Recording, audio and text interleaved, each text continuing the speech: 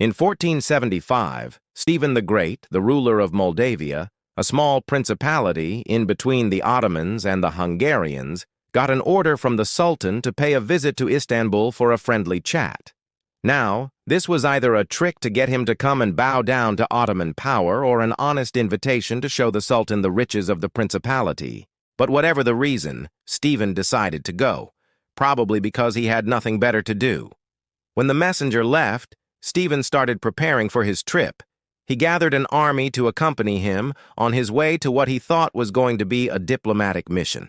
He also invited the neighboring rulers of Wallachia and Transylvania to come along.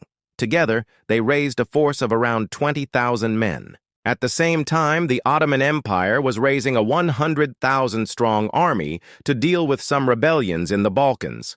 So when the three allies met up with their 20,000 soldiers, the Ottomans decided to engage them. Now, normally, if you're facing an enemy that has 5 times the amount of soldiers as you do, the smart thing to do would be to run away. But these guys weren't normal. They were led by 3 of the bravest rulers in medieval Europe, and they decided to stand their ground. The battle that followed was so intense that even the women accompanying the princes fought alongside the men. And after 3 hours of fighting, they managed to defeat the Ottomans. But it wasn't easy. Stephen himself got injured multiple times throughout the battle.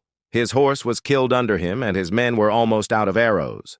At one point, he even got separated from the group and had to escape on foot while wearing full armor. In the end, though, they won. The Sultan's army was defeated, and all 3 princes returned home safely. Now, there are 2 ways to look at this battle. The first one is to say that 3 brave princes with 20,000 men managed to defeat a 100,000-strong Ottoman army. And that's pretty impressive. But the second way of looking at it is to understand that the Ottomans made a blunder so big that even a blind squirrel could have avoided it. You see, the Ottoman army was made up of soldiers that were being paid by the Sultan to put down rebellions, so they weren't really interested in fighting this battle. Plus, the Sultan wasn't really expecting his army to win. He just wanted to scare the bejesus out of the little princes and make them submit to his glorious Ottoman Empire. But then again, sometimes you gotta do what you gotta do. And in this case, what Stephen and company did was absolutely necessary.